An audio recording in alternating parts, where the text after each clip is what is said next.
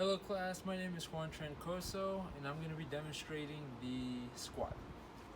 So first off, your hand placement, once you get it on the bar, don't move it, just get your head under the bar.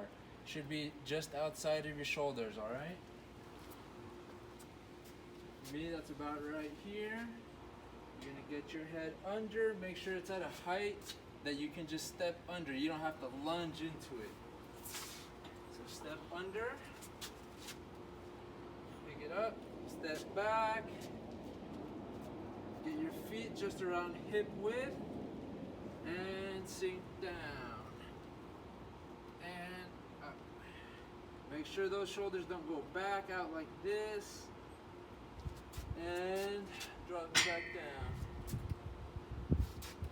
So, some common errors you might see is obviously not getting your hips down low enough.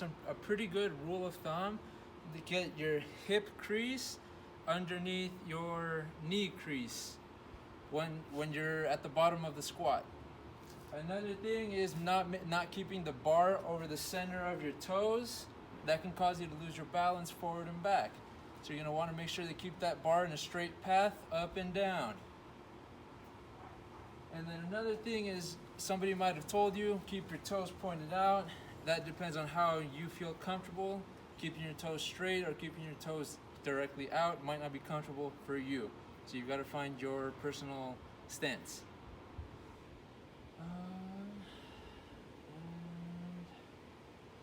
A progression for the squat is once you get pretty good at it, you can switch to a single leg version, the split squat, Bulgarian split squat, something of that manner.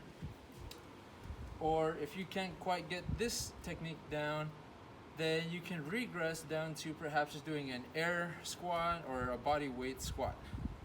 Okay, so some cues you can give to your client if they're doing an improper squat. For example, if they're starting off with too much knee bend and starting off with this is you can tell them don't let your knees go too far past your toes. Start to bend at your hips like a hinge.